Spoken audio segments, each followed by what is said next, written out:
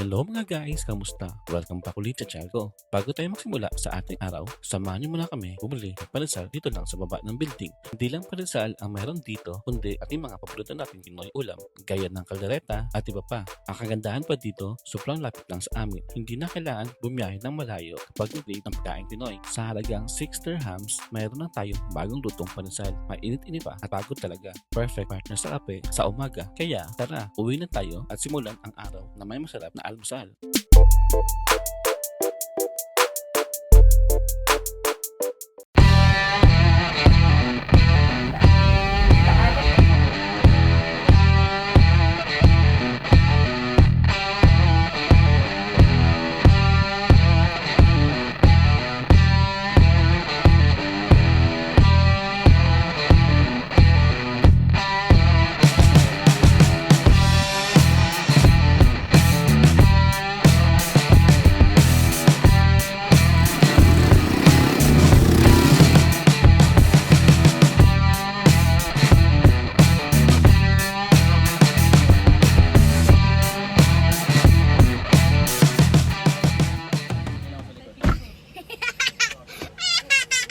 Bango.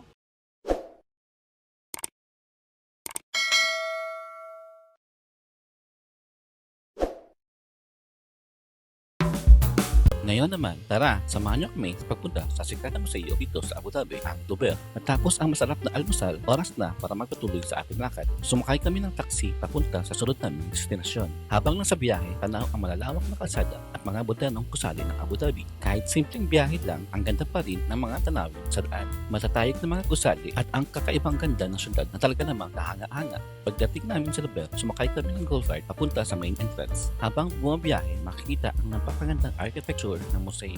At ang dami ring bisitang namamasyal at nagpapakuha ng litrato. Sa pagpasok namin, humingi kami ng wheelchair para mas komportable ang aming pag-iikot. At nakakatuwa dahil isa na namang kababayan ang tumulong sa amin bilang staff.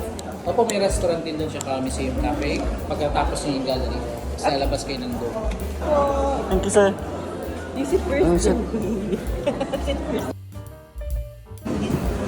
Yun mo gani ba? Gani ang pinigil. Among ginagawa ko. Bago tuluyan makapasok sa mga gallery, dadaan muna sa isa pang entrance kung saan check ang inyong mga gamit para sa seguridad ng lahat. Paalaala rin na hindi pinapayagang madala ng pagkain inumin sa loob ng mga exhibit area. Huwag mag-alala dahil may mga designated dining at cafe areas naman sa loob kung gusto niyong kumain at magpahinga.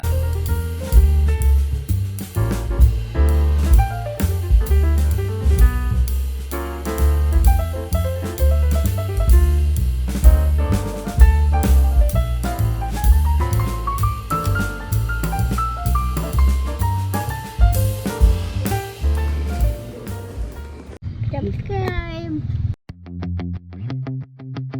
Pagpasok natin sa galeri na ito, mapapansin agad ang napakaraming artifacts mula sa iba't ibang sinaunang kabiasnan. Isa sa mga unang makikita rito ay ang plate na may hugis ng dahon ng laurel mula sa France. Hindi lang itong simpleng patalim, kundi patunay ito sa husay ng mga sinaunang tao sa paggawa ng mga kasangkapan para sa pangangaso pang-araw-araw na pamumuhay. Makikita rin ang isang sinaunang bowl at base mula sa Iran na ginawa pa noong libong-libong taon ang nakalipas, ngunit kapansin-pansin pa rin ang ganda at disenyo at pagkakagawa nito. Mayroong ding jar mula sa Egypt na ginagamit noon pa sa pag-iimbak ng pagkain, langis at iba pang mahalagang bagay. Isa sa talagang hindi mo pwedeng palampasin ay ang napakalaking estatwa ni Pharaoh Ramesses II. Kilala siya bilang isa sa pinakatakinang pinuno ng sinaunang Egypt. Sa kanyang mahabang pamumuno, maraming templo at ang buhalang monumento ang kanyang ipinagawa bilang simbolo ng kapangyarihan. Tagumpay sa digmaan at paniniwalang ang Pharaoh ay may banal na karapatan na mamuno.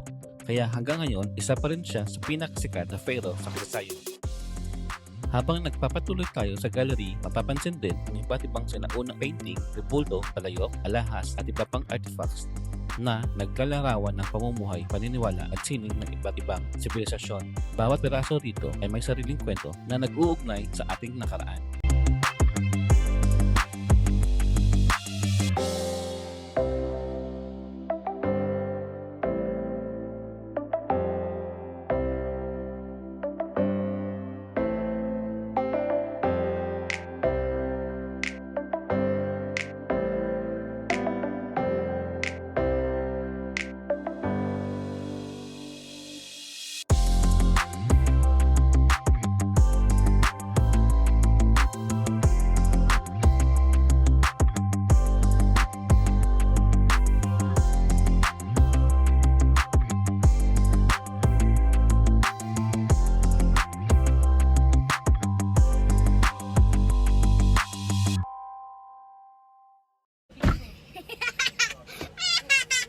Bango.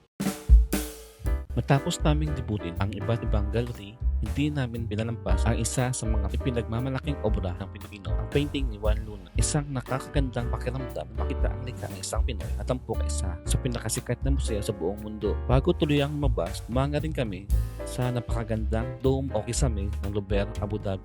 Kapag tumatama ang sikat ng araw, parang umuulan ng liwanag ang buong paligid. Sa gitna naman ay may mahabang walkway na papalibutan ng tubig na nagbibigay ng napakagandang tanawin. Dito rin minsan natanghal ang world-renowned DJ si David Guetta. Kaya bukod sa sining at kasaysayan, nagiging venue rin ito ng mga world-class na events. Bago matapos ang aming tour, dumaan muna kami sa kanilang souvenir shop. Makakakita ka dito ng iba't ibang libro tungkol sa sining at kasaysayan. Pati mga souvenir collectibles pwede tuwi bilang alaala ng pagbisita. At dito na matatapos ang aming paglakbay sa Dubai, Abu Dhabi.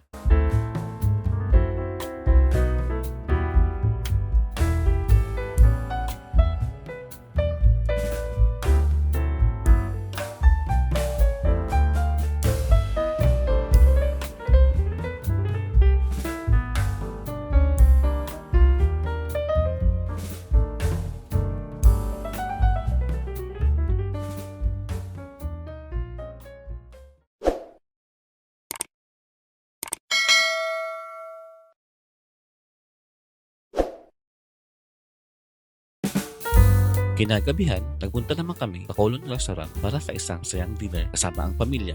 At syempre, gutom na kami kaya naparami ang order namin. May pansit, fried rice, corn soup, sizzling beef, at itong crispy fried rolls. Lahat ng pagkain sobrang sarap kaya talaga naman nabusog kami. Dahil hindi na rin namin maubos ang lahat, ipinabalot na lang namin ang natira para walang masayang, busog na kami. Pero paglabas namin ng restaurant, bigla namang bumuhos ang malakas na ulan. Bihirang-bihira ang umulan dito sa Abu Dhabi dahil zero ang klima dito. Kakaunti lang kapag ulan sa buong taon. Kaya kapag umulan ng ganito, talagang kakaibang experience para sa amin. Pero kahit malakas ang ulan, wala naman kaming choice kundi umuloy sa pag-uwi. Hindi na rin kami naghintay na tumila dahil baka mas lalo pang lumakas. Isang hindi inaasahang pagkatapos ng araw, pero isa rin sa mga karanasang siguradong hindi namin makakalimutan dito sa Abu Dhabi. At doon, nagtatapos ang isa namang unforgettable na araw namin dito sa Abu Dhabi. Mula sa simpleng pagbili ng mainit na pandesal hanggang sa pagbisita sa napakagandang museum dito sa Abu Dhabi, ang Luber. Maraming salamat sa pagsama niyo sa amin sa adventure na ito. Kung nagustuhan niyo ang video, huwag kalimutang i-like, mag-comment, mag-subscribe at i-hit ang notification bell para hindi mahuli sa susunod aming lakad hanggang sa susunod na vlog. Ingat kayo palagi. God bless.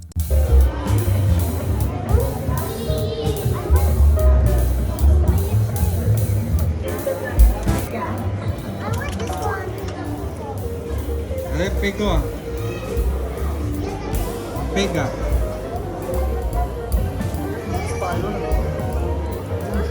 Sensitive mo.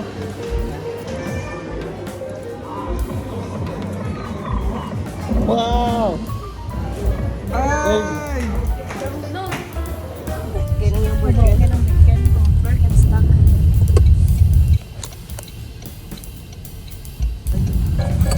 Burger ko yun.